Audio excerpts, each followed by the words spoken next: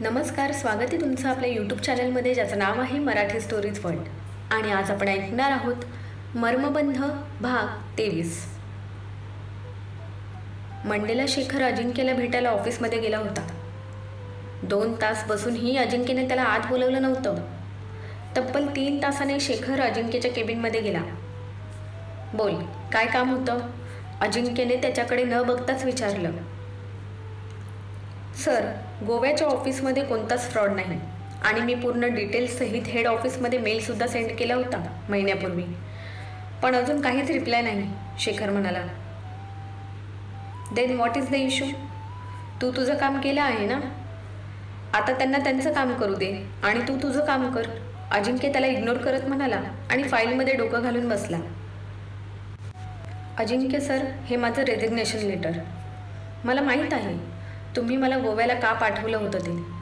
तुम्ही खूप मोठे बिझनेसमॅन आहात, खूप पैसे आहेत तुमच्याकडे, पण त्याच्या जोरावर एका मुलीच्या आयुष्याशी खेळू नका।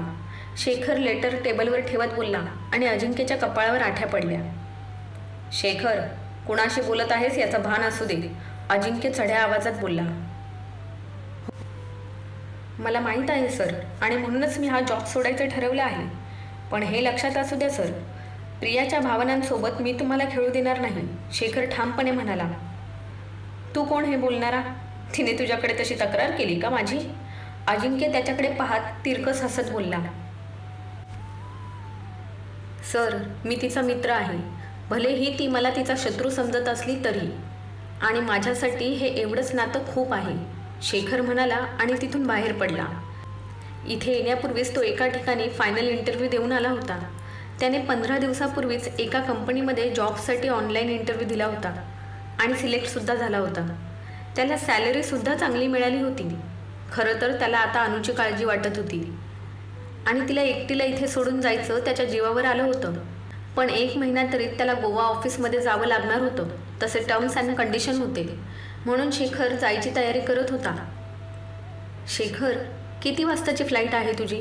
अनुने आतूनच विचारलं। 7 वाजता निघेल मी आणि 1 महिन्यासाठी जाणार आहे।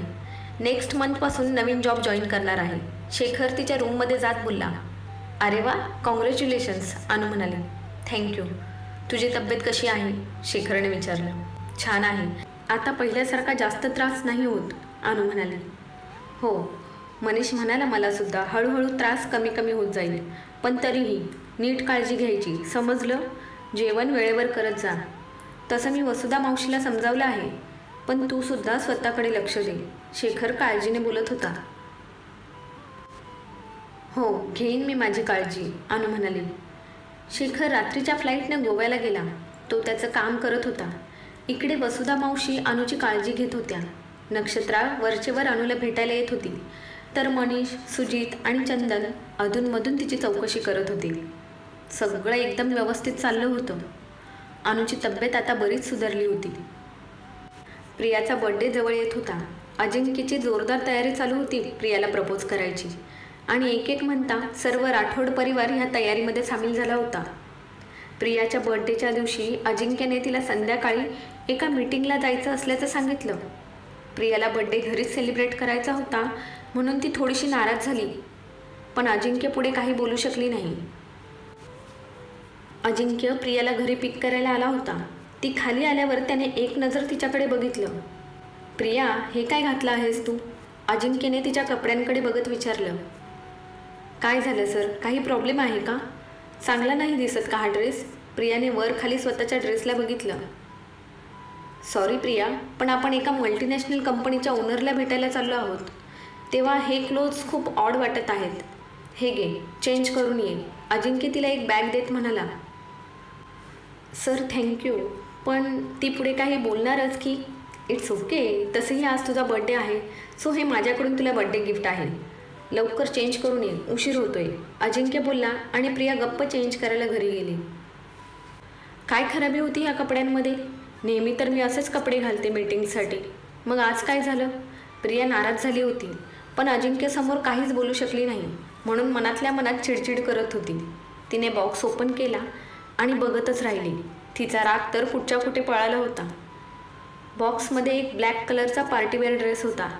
प्रिया खाली आली आणि कारजवळ गेली तेव्हा अजिंक्य फोनवर कुणाशी तरी बोलत होता. त्याचं लक्ष प्रियाकडे गेलं आणि तो बघतच राहिला. ब्लॅक कलरच्या नी लेंथ पार्टीवेअर वन पीसमध्ये प्रिया कमालीची हॉट दिसत होती. तिचा गोरा रंग त्या ब्लॅक कलरच्या ड्रेसमध्ये अजूनच उठून दिसत होता. तिने केस कर्ल केले होते, हलकासा मेकअप आणि रेड कलरची लिपस्टिक. बस एवढंच असताना सुद्धा एखाद्या मॉडेलला सुद्धा लाजवेल असं रूप दिसत होतं प्रियाचं. सर निघायचं? प्रियाचा आवाज आला आणि अजिंक्य तंद्रीतून बाहेर आला. Priya, you are looking gorgeous, Ajinkya तिच्याकडे पाहत म्हणाला. आणि त्याला असं पाहताना बघून तिने नजर खाली झुकवली. मनामध्ये धाकधूक होत होती तिच्या. अजिंक्यने कारचं डोअर तिच्यासाठी ओपन केलं आणि स्वतः ड्रायव्हिंग सीटवर येऊन बसला. Priya, I have one more gift for you, Ajinkya म्हणाला. आणि प्रिया चकित झाली. तिने आश्चर्याने अजिंक्यकडे पाहिलं. त्या ड्रॉवरमध्ये आहे, उघड, अजिंक्यने इशारा केला. प्रियाने बॉक्स बाहेर काढलं. ओपन कर, अजिंक्य म्हणाला. तिने बॉक्स ओपन केला, पण आतलं गिफ्ट बघून तिला धक्का लागला होता. सर हे? प्रिया अडखळत बोलण्याचा प्रयत्न करत होती. आवडलं की नाही, अजिंक्यने विचारलं. सर खूप सुंदर आहे, पण मी हे नाही घेऊ शकत. सॉरी सर, प्रिया म्हणाली आणि तिने बॉक्स बंद केला. पण का नाही घेऊ शकत? हे गिफ्ट आहे माझ्याकडून तुला, अजिंक्य म्हणाला. सर तुम्ही अगोदरच एवढा छान ड्रेस गिफ्ट दिला आहे आणि हा डायमंड सेट खूप महाग दिसत आहे, तो मी नाही घेऊ शकत, प्रिया म्हणाली.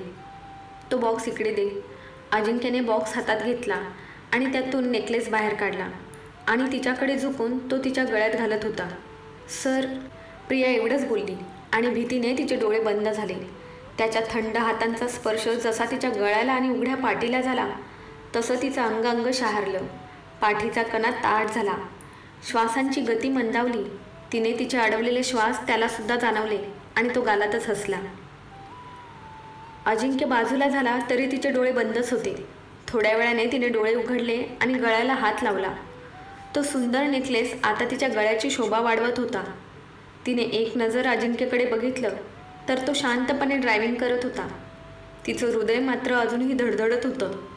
आज पहिल्यांदा अजिंक्यने असं काहीतरी केलं होतं ज्याचा विचारसुद्धा प्रियाने केला नव्हता. अजिंक्यने कार एका 5 स्टार हॉटेलच्या बाहेर थांबवली. कार पार्किंगसाठी देऊन दोघेही आत हॉटेलमध्ये आले. पण हॉटेल खाली दिसत होतं. तिथे वेटर सोडले तर दुसरे कुठलेच कस्टमर दिसत नव्हते. सर इथे तर कुणीच दिसत नाही, प्रिया आजूबाजूला बघत म्हणाली. बऱ्यापैकी खाली आहे हॉटेल, अजिंक्य हॉटेलवर नजर फिरवत म्हणाला आणि चेअर मागे करून त्यावर प्रियाला बसायला खुणवलं. तो सुद्धा तिच्या समोर जाऊन बसला. त्याची नजर प्रियावर खिळली होती. अजिंक्यचं असं एकटक बघणं तिच्या पोटात गोळा आणत होतं. सर ते मीटिंगसाठी अजून कुणीच कसं आलं नाही, ती कशीबशी नजर चोरत त्याला म्हणाली. एकच मिनटं, मी कॉल करून बघतो कुठपर्यंत आले आहेत ते, अजिंक्य म्हणाला आणि तो फोन हातात घेऊन बाजूला गेला. त्यांना थोडा उशीर होत आहे, अर्ध्या एका तासात येतील, ट्रॅफिकमध्ये अडकले आहेत, अजिंक्य म्हणाला. ओके सर, पण हे कोण आहेत, कोणत्या प्रोजेक्टवर आपल्यासोबत काम करणार आहेत, मला काहीच आयडिया नाही, प्रिया म्हणाली.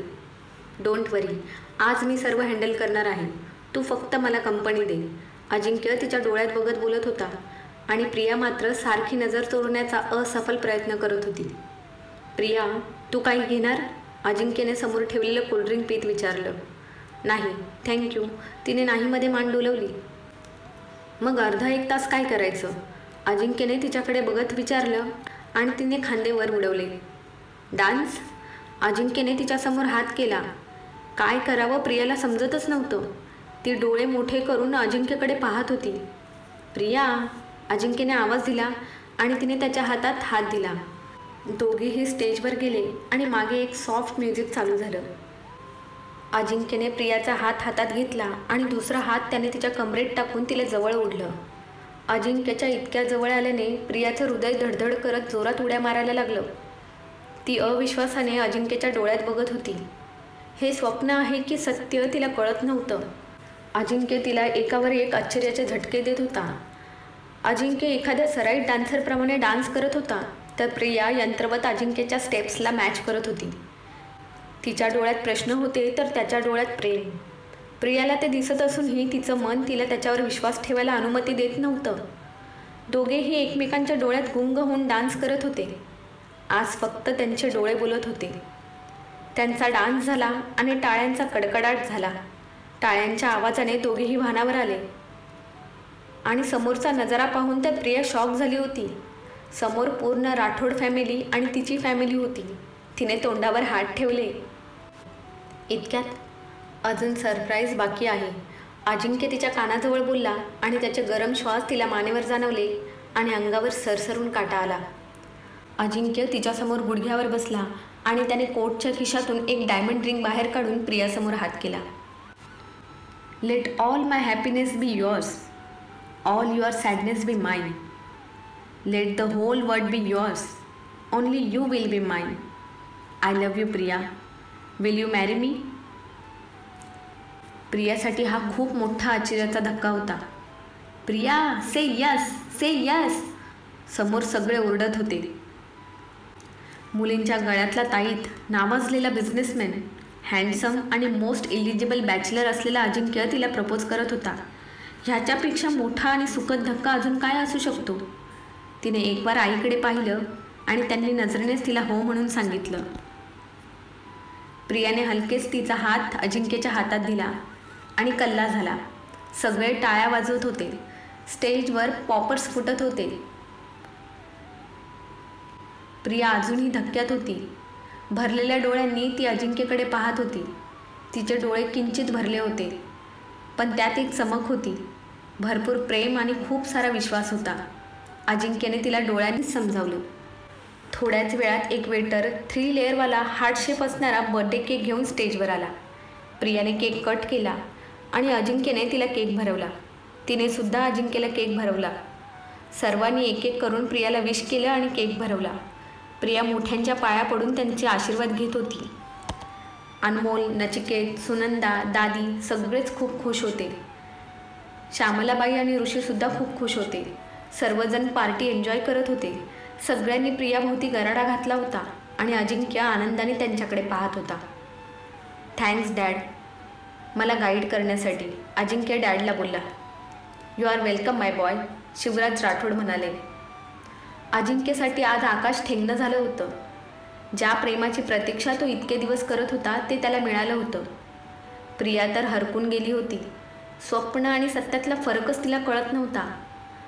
अजिंक्यचं तिच्यावर प्रेम आहे हे ऐकून तिचे पाय जमिनीवर राहत नव्हते. सर्वांनी बर्थडे सेलिब्रेट केला. डिनर करून सर्व निघणार होते. प्रियाला अजिंक्य सोडणार होता, तर श्यामलाबाई आणि ऋषीला नचिकेत सोडणार होता. हॅपी बर्थडे वन्स अगेन वहिनी, अनमोल प्रियाला जाताना म्हणाली. And bro, enjoy your day, sorry night, ती अजिंक्यला कोपऱ्याने ढोसत म्हणाली आणि अजिंक्यने तिच्याकडे डोळे मोठे करून पाहिलं. तशी ती हसायला लागली. चलो लेट्स गो एव्हरीबडी, लव बर्ड्सला एन्जॉय करू द्या, अनमोल सगळ्यांना हसत म्हणाली. Yes, you are right Anmol, आपण निघूया आता. दादीने पण साथ दिली आणि सगळे निघाले. सगळे गेले तसा अजिंक्यने त्याचा मोर्चा प्रियाकडे वळवला. ती मात्र नजर खाली करून एकाच जागेवर उभी होती. अजिंक्य तिच्या जवळ गेला तसे तिचे हार्टबीट्स फास्ट झाले. अजिंक्यने तिची हनुवटी पकडून तिचा चेहरा वर केला आणि तिने लाजून चेहरा उंजळीमध्ये लपवला. अजिंक्य अजून थोडा पुढे आला. त्याने तिचे हात बाजूला केले आणि तिच्या कपाळावर ओठ टेकवले. त्याच्या स्पर्शाने तिचं रोम रोम प्रफुल्लित झालं होतं. लाजेची लाली गालावर चढली होती. अजिंक्यने तिला जवळ घेतलं तसं मोहरून तिने तिचा चेहरा अजिंक्यच्या छातीमध्ये लपवला आणि त्याने तिला त्याच्या मिठीत बंदिस्त केलं. प्रिया, अजिंक्यने आवाज दिला. तू खुश तर आहेस ना, अजिंक्यने विचारलं. खूप जास्त, तुम्ही विचारसुद्धा करू शकत नाही इतकं. पण तुम्हाला मी का आणि कधी आवडली, प्रिया म्हणाली. का आवडली माहीत नाही, कारण मी प्रेम ठरवून नाही केलं, ते आपोआप झालं. तुला पाहिलं आणि पाहतच राहिलो. कधी तुझ्या प्रेमात बुडालो कळलंच नाही, अजिंक्य म्हणाला आणि प्रियाच्या फेसवर स्माईल आली. तुम्हाला कधी कळलं की तुम्हाला मी आवडते, प्रियाचा परत प्रश्न आला. सगळं आजच विचारणार आहेस का, अजिंक्य तिच्या चेहऱ्यावर बोट फिरवत म्हणाला आणि तिने लाजून चेहरा दुसरीकडे वळवला. बरं बाई, सांगतो. मी तुला पहिल्यांदा मीटिंगमध्ये बघितलं. तू मिस्टर रामनारायणबरोबर तिथे आली होतीस आणि तुझ्यावर फिदा झालो. पण हे प्रेम आहे की आकर्षण हे समजत नव्हतं. आणि तू मला परत एकदा भेटलीस, तेही राठोड इंडस्ट्रीमध्ये. आणि त्याच क्षणी मला जाणीव झाली की तू फक्त माझी आहेस. माझं तुझ्यावर प्रेम आहे आणि मी तुला जॉब ऑफर केला, कारण तुला आता नजरेसमोरून कुठेही जाऊ द्यायचं नव्हतं मला. अजिंक्य म्हणाला आणि प्रियाचा चेहरा खुलला. प्रिया, पण तुला मी नक्की पसंत आहे ना? म्हणजे माझ्याबद्दल काय विचार आहे तुझा? अजिंक्य थोडा नर्वस होता. त्याआधी जर मंडळी अजून तुम्ही चॅनलला सबस्क्राईब केलेलं नसेल तर प्लीज जाऊन चॅनलला सबस्क्राईब करा. तसंच बाजूचं बेल आयकन प्रेस करायला विसरू नका. त्यामुळे येणाऱ्या नवीन पार्ट्सचं किंवा नवीन स्टोरीचं नोटिफिकेशन तुम्हाला मिळत जाईल. तसंच तुम्हाला स्टोरी आवडत असेल तर छान छान कमेंट करायला आणि लाईक करायला देखील विसरू नका.